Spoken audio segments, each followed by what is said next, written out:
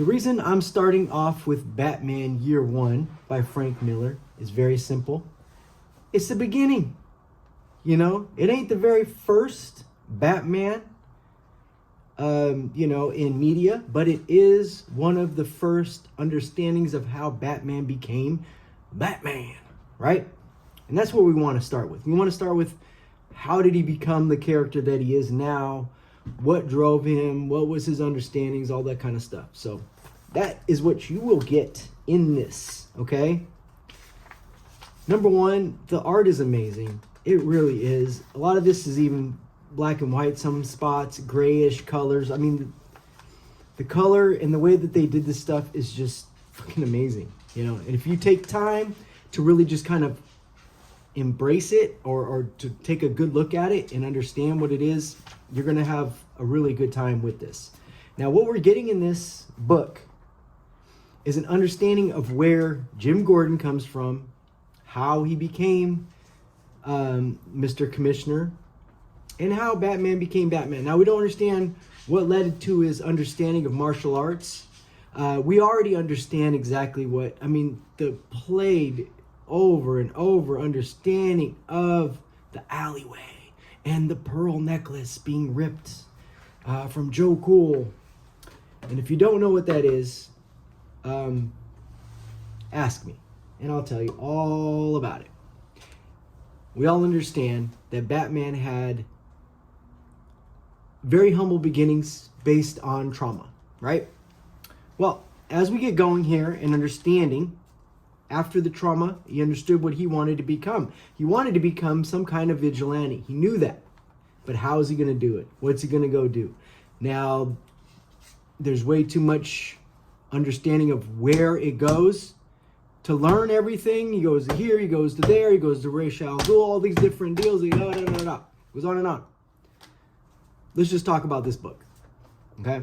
In this book, he comes back, right? Where's he back from? He's back from learning. He's back from understanding how to fight, right? And as we watch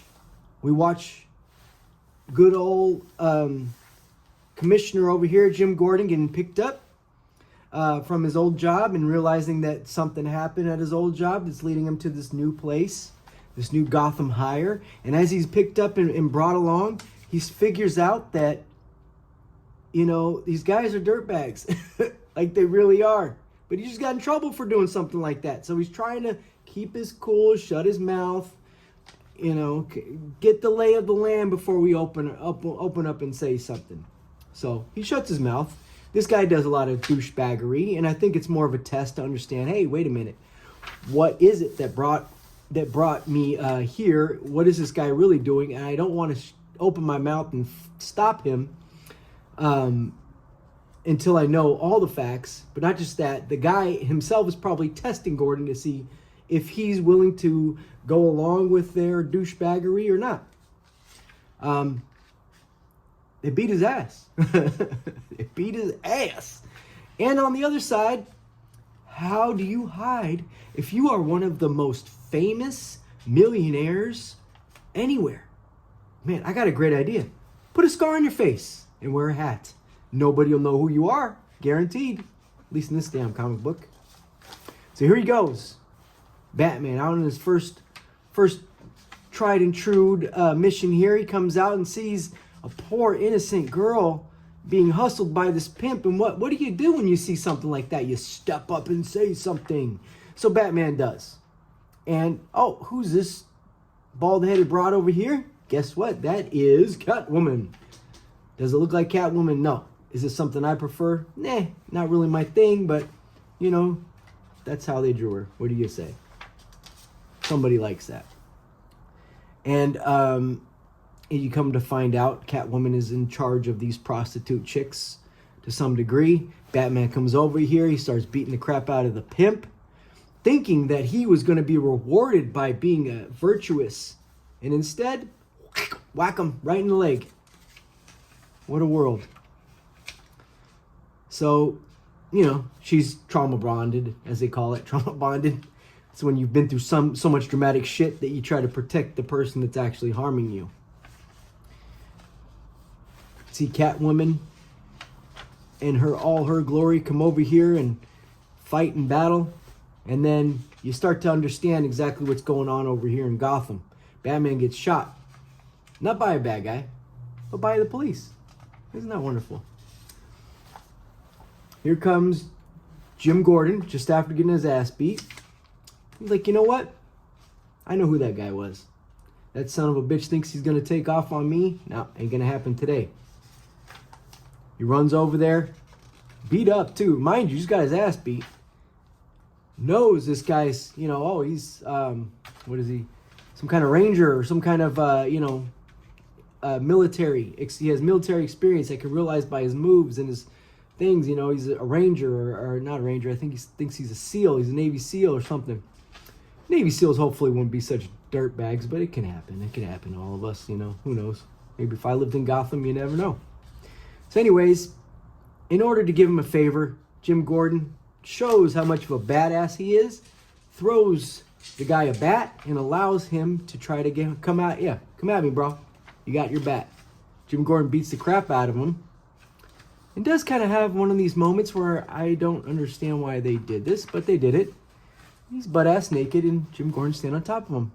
A little weird. I'm just going to say, a little weird. Takes off. And here we go. Batman just got his ass beat. Got shot by the cops. He's sitting there. No respect. Nobody cares. He's got some shit going on in his head, huh? Doesn't look like he's very happy right here. All right, yeah. So he replays the moments. And this is what I was talking about. As he replays it, boom, he recognizes something automatically. What is he missing? Holy shit, bat comes flying in his house. That's it. I want to be a bat. So here he comes, becoming the bat. Bella, shut up. So we carry on. Jim Gordon, he's over here trying to figure out, clean out the streets, clean up the bad guys, go through everything. We start seeing that Jim Gordon's way of behaving is working. He's not weak. He doesn't hide. He actually stands and fights. Doesn't run from the bad guys.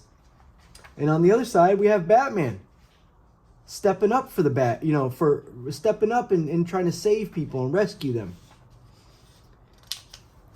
Doing their good in their own ways, which is one of the beautiful stories, why this makes such a great story, is the way that they show the two sides. You got the law and you got the vigilante, and how they kind of do their way, they do what they do, right?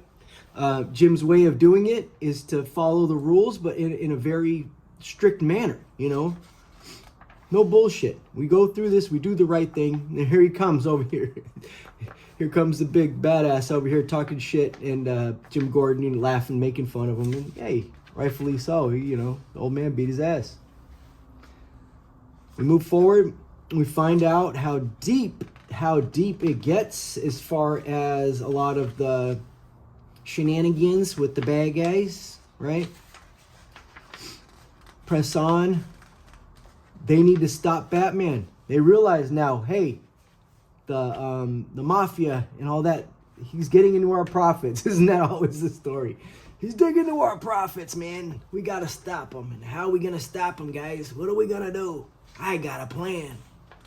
Goes, talks to the, you're paying the cops all this money. Hey guys, I'm paying you all this money. What's going on here? He's not, he's still taking everything from us, right?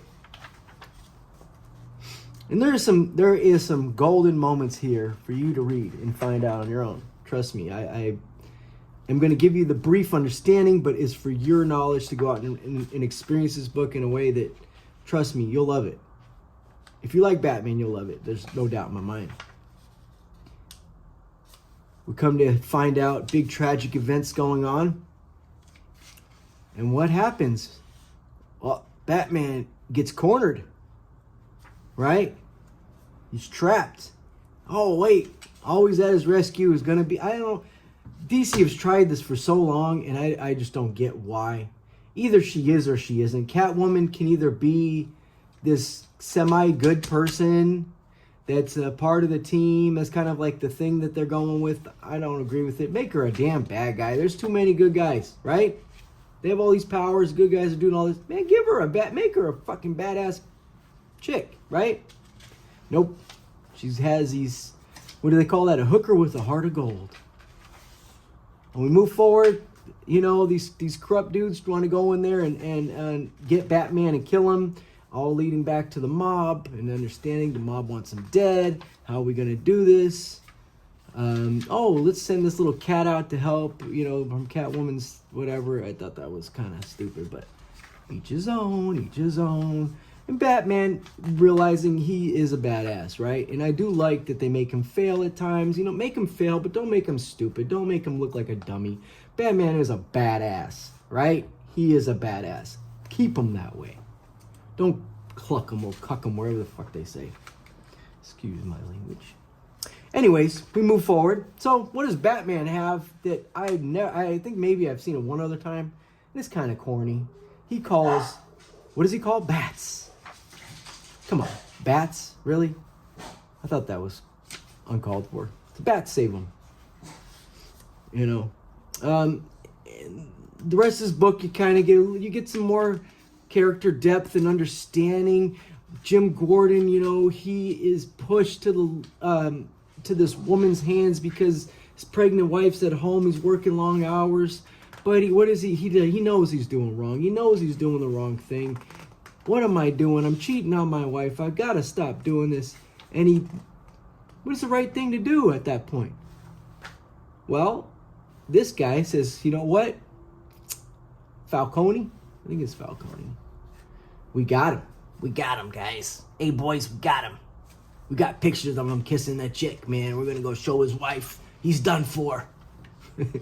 What does a governor do at that? Or what does somebody with higher moral character value do at that point? He says, you know what? Fuck it. You're going to snitch on me? Go ahead. Guess what I'm going to do? I'm going to go snitch on myself first. He goes, tells his wife. That's, you know, that takes a lot of pizzazz, and I appreciate that. Here's Batman off on his missions. Catwoman, oh, there she is now. She's robbing this guy, robbing that guy. All this kind of bullshit. I am glossing over some stories, but again, that's for you to discover and find out. I'm going to briefly go through this page by page, but it is your adventure, not mine. I'm just going to give you an understanding, make you think, hey, is this something I want to check out? There's the sun. Oh, what a glorious moment. Oh, shit, he falls off. Who saves him? Oh, my God, he's going to die. Who saved him? Who was it? Oh, it was the Batman. What a guy, huh? What a guy. And here's the after. David Mazzucchelli. This art is amazing. The story is amazing, and I fully think that you will enjoy it. In the very back, I haven't even read the back here. Look at this. Look at this art. Isn't this just amazing? How cool is this? 1966. I love it. That is gorgeous. Sometimes you look at it and go, oh man, I could do that. Trust me, it's not as easy as it looks. But anyways, here it is. Batman Year One. I really hope you enjoyed me telling you about it. I'm going to go on here. We're going to move on. The antithesis to Year One is The Dark Knight. But I'm not going to go there. We're going to start with Year One, and we're going to move along gently. And have a wonderful night, day, whatever it is that's going on. Like, subscribe, check me out. You know, I'm looking at maybe 100 followers. So let me tell you, 100 followers in my world right now, that would be amazing. So if you get an opportunity to like, do it. And, you know, have a wonderful night, day, whatever it is going on with you.